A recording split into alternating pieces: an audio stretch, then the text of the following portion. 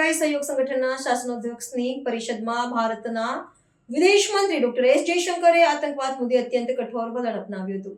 વિદેશ મંત્રી ડોક્ટર એસ.જયશંકરે સભ્ય દેશોને સ્પષ્ટપણે જણાવ્યું કે આતંકવાદના કોઈપણ સ્વરૂપને વિશ્વએ શૂન્ય સહિષ્ણુતાથી જોવો જોઈએ અને ભારત પોતાની રક્ષા કરવાનો અધિકાર અનામત રાખે છે.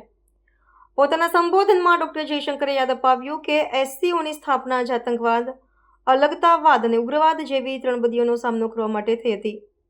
તેમણે ભારપૂર્વક કહ્યું કે વિતેલા વર્ષોમાં જોખમો વધુ ગંભીર બન્યા છે અને તેના પર પડદો નાખવાનો કે તેને નજરઅંદાજ કરવાનો કોઈ અવકાશ નથી. તેમણે ઉમેર્યું કે ભારતે આતંકવાદ વિરુદ્ધ પોતાના લોકોની રક્ષા કરવાનો અધિકાર દર્શાવ્યો છે અને ભવિષ્યમાં પણ તેનો ઉપયોગ કરશે. આ ઉપરાંત વિદેશ મંત્રીએ બદલાતા વૈશ્વિક પરિદૃશ્યને અનુરૂપ એસસીઓમાં સુધારાની જરૂરિયાત પર પણ ભાર મૂક્યો હતો. તેમણે કહ્યું કે સંગઠને પોતાની કાર્યસૂચિનો વિસ્તાર કરવો જોઈએ અને કાર્યપદ્ધતિમાં પરિવર્તન લાવવું જોઈએ. ભારતે આ ઉદ્દેશ્યની પૂર્તિ માટે સંપૂર્ણ અને સકારાત્મક યોગદાન આપવાની પ્રતિબદ્ધતા વ્યક્ત કરી હતી. Prime Minister Mishustin, Excellencies, dear colleagues, let me congratulate the Russian Federation, our special and privileged strategic partner, on the presidency of the SCO Council of the Heads of Government this year. The theme of this session covers trade, economic, cultural and humanitarian cooperation. Let me summarize India's approach to the trade and economic issues that were discussed in the last session. We assess the global economic situation to be particularly uncertain and volatile currently. Supply-side risks have been aggravated by demand-side complexities. There is consequently an urgent requirement to de-risk and diversify. This is best done by as many of us forging the widest possible economic links. For that to happen, it is essential that this process be fair, transparent and equitable. India's endeavors to conclude free trade arrangements with many of you here are relevant. Regarding culture, India's long-standing historical ties with SCO members makes it particularly pertinent. Against this backdrop, Prime Minister Modi proposed at the Tianjin SCO Summit to launch an SCO Civilizational Dialogue Forum. As a civilizational state, India strongly believes that people-to-people exchanges lie at the core of any genuine relationship.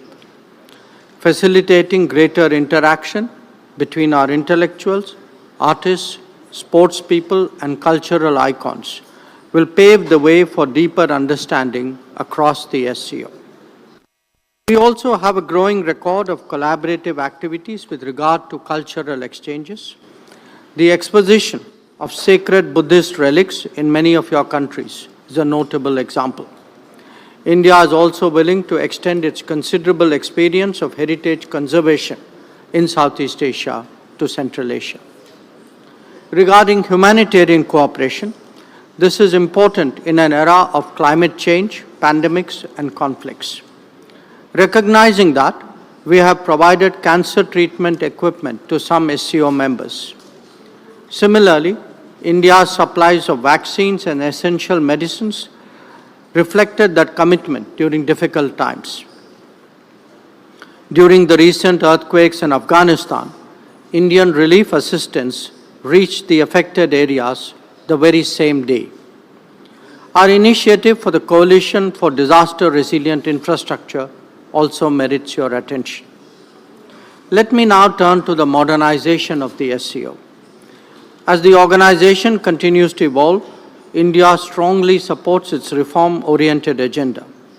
We welcome centers addressing challenges such as organized crime, drug trafficking, and cybersecurity. As the organization becomes more diverse, the SCO must be more flexible and more adaptable. To this end, the long-delayed decision to make English an official language of the SCO must be prioritized. Colleagues, Excellencies, we all recognize that the SCO must keep up with contemporary changes. That must be reflected in fresh thinking and new collaborations. India's initiatives, such as the SCO Special Working Group on Startups and Innovation and the SCO Startup Forum, are good examples. They are aimed at promoting innovation and creativity, especially targeting the younger generation. Similarly, the recent SCO's Young Authors Forum in New Delhi is a good way of strengthening people-to-people ties. Excellencies, we must never forget that the SCO was founded to combat the three evils of terrorism, separatism, and extremism. These threats have become even more serious in the years that have passed. It is imperative that the world display zero tolerance towards terrorism in all its forms and manifestations. There can be no justification, no looking away, and no whitewashing. As India has demonstrated, we have the right to defend our people against terrorism and will exercise it.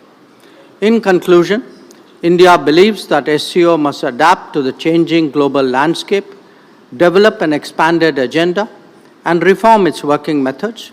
We will contribute positively and fully to these objectives. I thank you.